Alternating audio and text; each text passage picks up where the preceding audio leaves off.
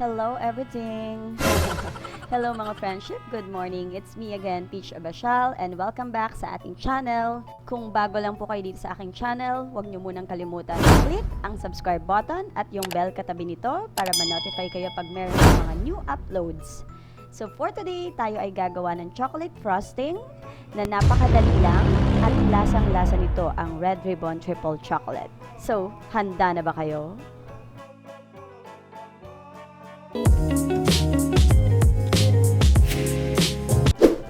Let's start na. So, first ingredient natin is our cocoa or cocoa powder. Ilagay na natin sa ating mixing bowl. Next to it is sugar. You can use brown sugar, white sugar.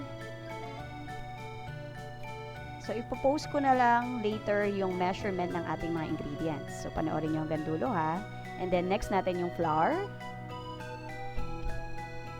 Instant coffee. Para mas may kick yung ating chocolate. And water. Also, ayan, ilagay na natin ang ating evaporated milk. Itong frosting na ginagawa ko is good for 2 lang ha. So, syempre, i-adjust nyo to. Depende sa inyo. And let's mix all the ingredients sa ating mixing bowl. So, make sure lang na na-dissolve na yung ating mga ingredients. Naalala ko lang nung bata ako ha. So, gusto ko nitong chocolate syrup na to. Yung Hershey's, yung nabibili sa mga supermarket. Kaya lang, hindi kami makabili lagi kasi mahal. So, alam nyo na, wala kaming pambili. Wala pambili si Nanay. Naiinggit ako. Ewan ko, yun nararamdaman ko. Pag nakikita ko yung ref ng mga cousins ko na may kaya sa buhay or mga classmates ko, tapos meron silang Hershey's chocolate sa ref nila. So, pangarap ko to eh. Pero yun nga, ngayon, kaya naman pala siyang gawin dito lang sa bahay. So, ayan na-combine na natin yung mga ingredients. And don't worry dun sa mga nakikita yung mga buo-buo kasi isasalang naman natin to sa apoy, so sa ating kalan. So, doon mas mag-smoothen yung texture ng ating syrup.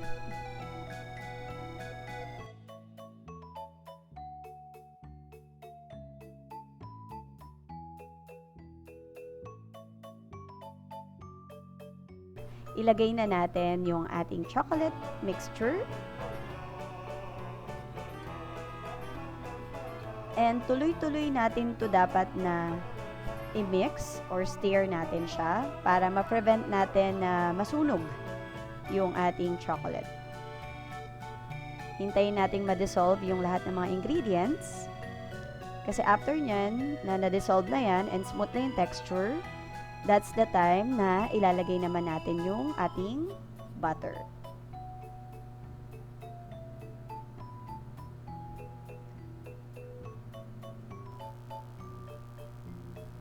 So, yan na yung ating butter. And then, tuloy-tuloy lang, i-mix pa rin natin hanggang sa mag-melt naman yung butter. Don't forget ha, low fire lang po ito. So, once na fully dissolved na rin yung butter natin, tapos na ang ating chocolate syrup or chocolate frosting made at home, 'di ba? Ito na yung home cook with love. So tatakbo na papunta sa inyo ang inyong mga anak.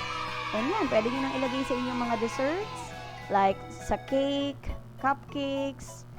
Pwede nyo na itong ilagay na topping sa inyong mga fruits like bananas, pineapple, apples. Pwede nyo rin siyang gawing topping sa vanilla ice cream. And marami. So ilagay nyo lang sa ref. And pag nilagay nyo ito sa ref, mas magiging firm yung texture niya. Pwede nyo namang i-reheat ito sa mga oven or sa kalan. So, yun lang mga friendship. And thank you so much for watching. I hope nagustuhan nyo po itong aking video. And if you do, again, don't forget, baka hindi pa kayo nakaka-subscribe. And click nyo yung bell katabi ng subscribe button. So, eto po ang aking pabaon sa inyo. Hindi ko pwedeng kalimutan to.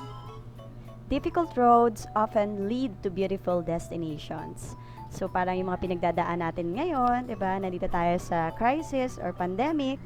So, maniwala lang tayo na malalagpasan natin lahat to through prayers. Si Lord lang ang makakatulong sa atin. And also, muntik ako na makalimutan. So, if you want to join my ongoing giveaway promo, Tatlong winners ang makakuha ng 1,000 pesos. I'll put the link down below. Panoorin nyo po yung video na yon para makasali kayo sa aking pag-giveaway. So, thank you so much mga friendship and may God bless us all. Bye-bye!